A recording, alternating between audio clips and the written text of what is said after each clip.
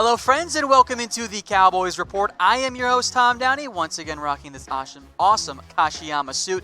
Let's dive into some rumors and news here. We begin with really a news item here. That's on Michael Jackson, the Cowboys' fifth-round pick out of Miami. Well, he's gone now. He is now with the Detroit Lions, 4 stars on this one. The Lions signed Jackson off the Cowboys practice squad on yesterday. A couple notes here. Jackson must be on the Lions roster for at least 3 games. Cowboys, by the way, play Detroit in Week 11, so he'll get to play, at least be on the roster, against his old team. Now, to replace Jackson on the practice squad, the Cowboys have signed cornerback DJ White. Played at Georgia Tech, spent some time with teams like the Chiefs where he was drafted. He's bounced around a lot this year. This is his 4th team since August. Redskins, Eagles, Falcons, and now Dallas on the practice squad. We are almost at 40K subscribers. We're right on the precipice. I think we can do it during the show and today. So everyone do me a favor, subscribe to us on YouTube, youtube.com/Dallas Cowboys Report. I know that 2/3 of you watch the show but aren't subscribed. You're missing out on stuff. Be a part of the Noti gang. Go subscribe, youtube.com/Dallas Cowboys Report. Get us to 40K or else I might be in trouble with the bosses. So help me out there. Let's talk about Jamal Adams because this one is not going away, which we'll get to in a little bit. But it was a big storyline yesterday. Was it the right move, as everyone knows by now, to not trade for Jamal Adams? I'll give it 2 stars. The Adams trade talks truly went from 0 to 100 on Tuesday. It went from, hey, maybe there was some social media stuff, but there's really been no indication, to all of a sudden, the Cowboys are actively involved. There was a report of them being close, and that ended up, of course, not being accurate. The Jets, in the end, wanted a package closer, and if you watched our live show, our simulcast on Tuesday, you knew what the case was immediately. The Jets wanted a package closer to Jalen Ramsey's trade than the Minkah Fitzpatrick one. In the end, the Cowboys said no. This was the Cowboys' offer, or maybe it was really offers. I think they kind of went back and forth on some packages. The consistent piece, a 2020 first-round pick. Now, one report had the Jets offering a day 3 draft pick, be it a 4th or a 5th rounder, and there was another report that the final offer was quote-unquote a backup-level player. I've heard some buzz that player might have been Xavier Su'a-Filo, which I think makes sense if A, you think you're going to get Connor McGovern back soon, and or B, the Jets have all kinds of interior offensive line issues. Now, that did not get it done because the Jets wanted this, a 2020 first-round pick, and 2 second-round selections. 1 this year, 1 last year. I see some of you guys saying the price was too high. I get where you're coming from. I understand it. Now, you know me, because we mentioned Jamal Adams a lot. He wasn't available until Tuesday. I would have said, here's my open book. Take whatever you want. Let me put it to you this way, because I know a lot of picks, it seems like a lot, right? Let's explain what they actually are valued at. This is based on where the Cowboys are currently drafting on the updated NFL draft chart that teams still use, or at least a variation of it. The first rounder, about 850 points. Second rounder, 380. That future second, NFL teams evaluate this as 1 round later. So it's not really an extra second, it's valued as a 3rd rounder this year. 170 points there. The total there, 1,400. And that is an exact match for the 8th overall pick, a.k.a. 2 picks later than what Jamal Adams went for. So did they make the right move? And in reality, the Jets valued Adams, and look, it might even be less than that because the Cowboys get Adams. Do they pick number 20, or do they pick later? I think maybe they end up picking later there. So did they make the right move? Type Y for yes, type N for no. Charles says the safety, it's too high. I personally would have done it, and I know it would have been divisive. I would have gone all in. I love Jamal Adams. He is a top-tier player, and the Cowboys would have re-signed him. They wouldn't have given all that up if they hadn't been able to afford him, and they can afford him. But I also understand why the Dallas Cowboys passed. I get it. I'm not even mad. I mean, maybe I'm a little bit disappointed, but I get where the Cowboys were coming from. I understand why they said no. That's why it's only 2 stars, even though I would have done it. But we'll get back to Jamal Adams, because guess what, folks? This deal's not going away anytime soon. But as I told you earlier, I am rocking this awesome Kashiyama suit. Go get your own. Check them out. It's Kashiyama1927.com. That is the website there, Kashiyama1927.com. They're right across the street from us here, actually right around the corner from us in Dallas. Custom fitted suits that start at about $300. You are not going to find a better deal for a custom fitted suit. Mine has my name in it. That's how great it is. Kashiyama1927.com. Back now to Jamal Adams. Is this pursuit over, or do the Cowboys say, well, we tried, now we're done? No, this isn't going away. 4 stars. It's only just begun for Jamal Adams and the Dallas Cowboys. The Cowboys made it very clear they were willing to give up a first plus for Jamal Adams. They have indicated, for a franchise that historically doesn't value safeties, has indicated how high they keep Jamal Adams in their regard. This is Earl Thomas 2.0. Not in the sense that the Cowboys will try and fail, even that there's similar players or similar situations. It is different. It is Earl Thomas 2.0 in the sense this rumor will not die, kind of like the Sean Payton one, until Adams gets an extension from the Jets or a new team. Now, if the Jets are smart, as soon as Adams is eligible in late December, they offer him a record-setting deal for a safety. But Adams has made it clear he is open to coming to the Dallas Cowboys. Here was his quote, because Adams was hurt by the Jets at least listening to offers, which I get. It makes sense for a team to listen to offers. You can't let it get out, though. And it got out. Adams was not happy about it. When I found out that I was being shopped and that I was on the verge of being traded, that was one of the teams I said I would love to go to, and it was the Dallas Cowboys. People got to understand I'm born and raised in Dallas. I find out every little thing you can think of. It says Michael Irvin is like his uncle. When Adams found out, he was upset. Now, Adams wasn't even a Cowboys fan growing up, but Dallas is still home for him.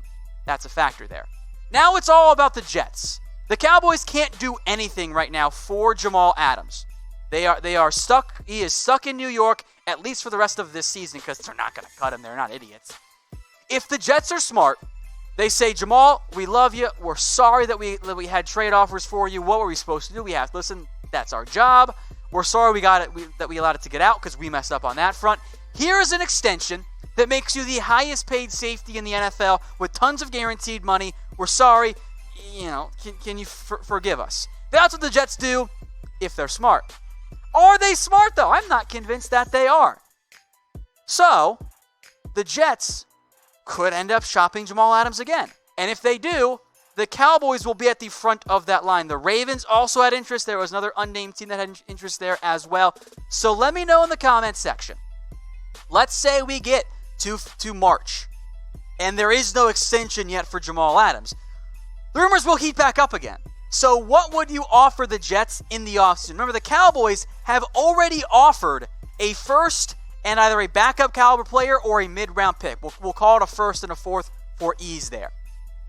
Let me know what you guys think in the comment section. I'll remind everybody, the Cowboys, if they want to re-sign Jamal Adams, absolutely can. Now, it might cost you like a Byron Jones or even a Quinn potentially, but you can afford to re-sign Jamal Adams. Please do not throw in offers of less than a first and a fourth because the Cowboys already showed they're not going to. Moving on now to Dak Prescott. I'll get mad in a little bit, but this one is a little bit more positive. Is the extension coming? It's still 3 stars. I don't know when. I don't know how much. But if we get a year from now and there is still no Dak Prescott extension, I'll be pretty darn surprised. Now, that bye-week extension, which was always possible but was more hypothetical, hasn't happened. But I still think a deal gets done at some point for Dak and the Cowboys. And the report from Jane Slater now is that Dak's asking price is closer to the $33-35 million range. Now, there's no input there on what the guaranteed money is or the structure, which is a big factor in any negotiation, but that's the right per range number for Dak Prescott. Stephen Jones, by the way, says that he just needs Dak to work with the Cowboys a little bit. But that is a big enough range that it's not quite locked in. $35 million, that's highest paid quarterback in the NFL. The Cowboys don't want to make Dak Prescott the highest paid quarterback. 33 is more than Carson Wentz. So I think that's why your range is 35 to 33. It's either highest paid player or top 5. And we know the Cowboys have already had an offer on the table of top 5 quarterback money. Of course, the guaranteed money's not factored in there. Eventually, this deal does get done. My only hope is that it gets done before Patrick Mahomes' deal is done because that's going to be real expensive for the Chiefs and will drive up the cost for everybody else. It's Halloween, so hope you guys are having fun, or at least will have fun tonight. I was not in a very festive mood when I got up this morning, and I don't know what I'm going to be for Halloween. So let me know in the comments, and I'll get some shout-outs here on the show too. What should I be for Halloween this year? In the past, I've gone as Bugs Bunny, and my wife has gone as Lola Bunny, but apparently I can't do the same thing multiple years in a row for Halloween, which is lame. So let me know in the comments. Raul says Flash. I do like superheroes. That's fine there. Someone says a gremlin. Jose, I'm not going to read that one off out loud. Someone says Jason Garrett. Well, all I have to do is just put this on and go. That's pretty easy. I should actually do that. Can I borrow one of the headsets tonight, guys? Take it home. Oh, we got a broken one. Okay, we're going as Jason Garrett for Halloween. Decision made. I'll just stand around clapping. Easiest Halloween costume ever. I did go one year as the Miami of Ohio head coach, which was pretty funny. But Troy wants me to go as Mitchell Renz. I don't know if I'm in shape for that. Someone said zombie referee. Lots of Jerry Joneses in there. Okay. I'm going to go as Jason Garrett, though. Decision made. I'll take the broken headset, and I'll walk around with it clapping at people randomly. Super chat, though, from my man. He says, Bill Belichick. I have hoodies. I don't know if I'm going to cut the sleeves off, though. And they aren't quite as baggy as Belichick's are. But I like that one, but John, thank you very much for that super chat. All right, back to Dak Prescott here, because I'm in a good mood now. I'm not, because this is dumb. Move on from Dak Prescott, he says. Confused? Yeah, this one's fake news. It was mentioned in the chat earlier, and I told you guys we'd get to it. Comes to us from known clown Jason Whitlock, who says, the Cowboys should move on from Dak Prescott if the contract isn't team-friendly. Now, as I've said before, you can make an argument that quarterbacks are overpaid, and you should try to find a way to not pay so much to your quarterback. Which is a great idea in theory, right? But it's kind of like communism. It's cool in theory, but in reality, it actually is really hard and doesn't work. So Whitlock says, team-friendly deal or move on. It's a very dangerous game to play. Whitlock also says, $30 million's too much. It needs to be in the mid to high $20 million range. If we're already at 27, how much difference does 33 really make? It's 6, I know, that's math, but it's not that different there. And then the worst part, this is why it's fake news, because this is just bullshit. He claimed that trying to trade for Jamal Adams was a clear shot at Dak Prescott. I don't understand how you make that leap in logic of, wow, team wants to upgrade player, their quarterback sucks. How is that the mindset you take? I didn't hear anybody say that trading for Mohamed Sanu meant Tom Brady sucked. That's the exact same argument that no one would ever dare make. I am open to alternatives for Dak Prescott. I have not heard anything that actually works and actually makes sense. It is not easy. You cannot oversimplify and just say, take a quarterback in round 1. We've seen the track record. You're hoping to get a guy of Dak Prescott's caliber. It doesn't make sense for Whitlock to make this claim, except he's Whitlock, he's a clown, and he just wants attention. I see a lot of good comments in there from Vincent. I appreciate that. All right, guys, do you live in Dallas? Different question here. Type 1 for yes, 0 for no. Of course, we're based right here in Dallas, downtown to be exact here. 1 for yes, 0 for no. I'll give some shout-outs here in just a second. No surprise here, the least surprising news ever. From Texas, says he does live in Dallas. Maybe not a huge surprise there. I see Tafesters is thrown in as 1 there. Steven Franchise. Also, big shocker here. Dallas 241 bound lives in Dallas. All right, profile name definitely checks out. Well, if you guys live in Dallas and you're trying to find a custom-fitted suit, because every man needs a good suit in their life, go ahead and email Kashiyama. Dallas@Kashiyama1927.com. They are literally right around the corner from us. If you get hooked up with Kashiyama, let Nick know. We'll get you on the show. Go ahead and email them, Dallas@Kashiyama1927.com. At least get fitted. It's a free fitting. I mean, everyone needs to know their suit measurements. Otherwise, you're going to look like awkwardly and weird. You look like Whitlock because his suits never fit him. All right, next up, Dan Campbell. Could he come to the Dallas Cowboys? I'll give this one 2 stars. This is not necessarily the most breaking rumor ever because we've discussed it before on the show. The report from Matt Mosley was that he could see Dan Campbell being a head coach candidate, which I also agree with. I just don't think he'd get the job. Remember, Campbell was actually way back, I guess, a couple weeks ago. God, time flies. I don't know, maybe it's moving slowly. I don't know anymore. Campbell was on our initial top 10 list of potential replacements. And it makes sense, right? He is a good leader. He has interim head coach experience, but he's never been an offensive coordinator. He has the Sean Payton, seal of approval. I think Campbell would get an interview. I just don't think Campbell would end up getting the job. And frankly, I'd kind of be disappointed.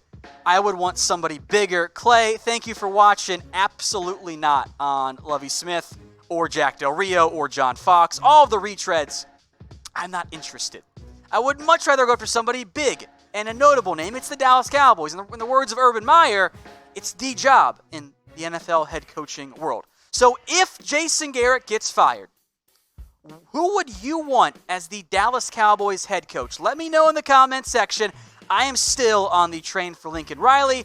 I see Bill Belichick. I'd love that, but that one's just not going to happen. Hey Cowboys fans, thanks for watching the Cowboys Report. If you haven't already, click right here to subscribe to our channel for all the best Cowboys coverage on the internet. That's news, rumors, highlights, mailbags, film studies, and a whole lot more. And I'm making your lives a little bit easier as well with the next Cowboys Report video right here.